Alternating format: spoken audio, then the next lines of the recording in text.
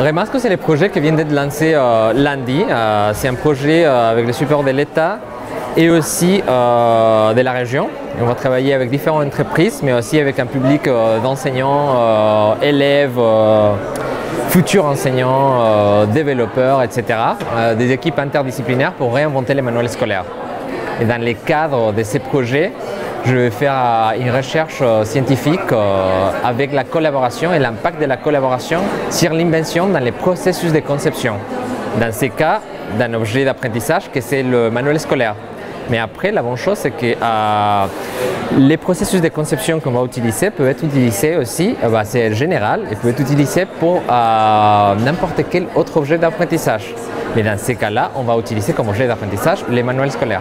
Ici, dans la partie recherche, ce qu'on a fait, c'était de développer cette méthode de conception. C'est intéressant parce que nous aussi, on fait un processus itératif. Et ça, c'était la première version qu'on a fait. Ça, c'est l'outil pour notre modèle de conception. Mais cet outil, après différents tests qu'on a fait avec différents publics, a évolué à ça. On l'a simplifié complètement. Donc les modèles de conception qu'on utilisait, c'est le modèle Remasco, qui c'est un modèle itératif avec une découverte. On travaille dans les laboratoires et dans les terrains. On commence dans les laboratoires avec différentes méthodes, par exemple dans la partie découverte, parce qu'on a 3 étapes, découverte, appropriation et faire. Dans la partie découverte, ce qu'on va faire, c'est de montrer différentes méthodes pour la découverte, justement, dans les terrains. Une fois on a fait ça, on va dans le terrain et on va découvrir différents problèmes.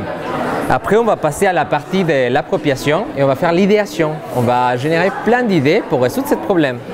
Et après, on va passer à la partie de faire, que c'est de prototyper rapidement l'idée choisie.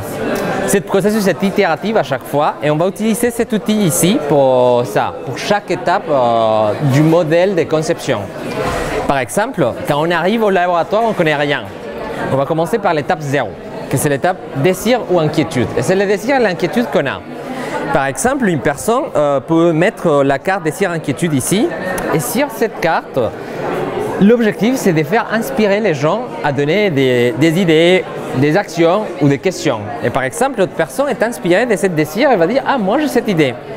Mais par exemple, l'autre personne peut être inspirée de cette idée, pas de cette idée, et dire « Ah, moi j'ai autre idée ». Et l'autre personne peut dire « Ah, moi j'ai l'idée, pour résoudre ce problème, on peut prendre cette action ». Ou probablement, je vais me questionner quelque chose grâce à cette idée. Je vais mettre la carte question. On va faire la même chose pour chaque étape du modèle de conception. Par exemple, pour la première partie que c'est découverte, je vais mettre tous les découvertes ici qui peuvent générer aussi des idées, des actions et des questions. La même chose pour l'idéation et la même chose pour le prototypage.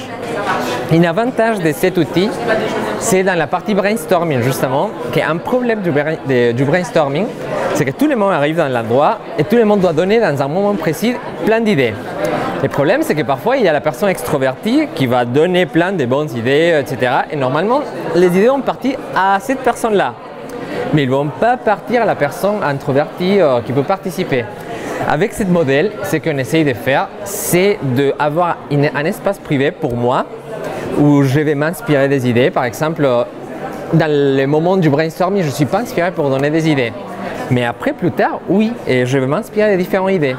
L'objectif, c'est d'avoir mon espace personnel et un espace collectif et d'avoir un équilibre entre les deux pour générer vraiment de bonnes idées.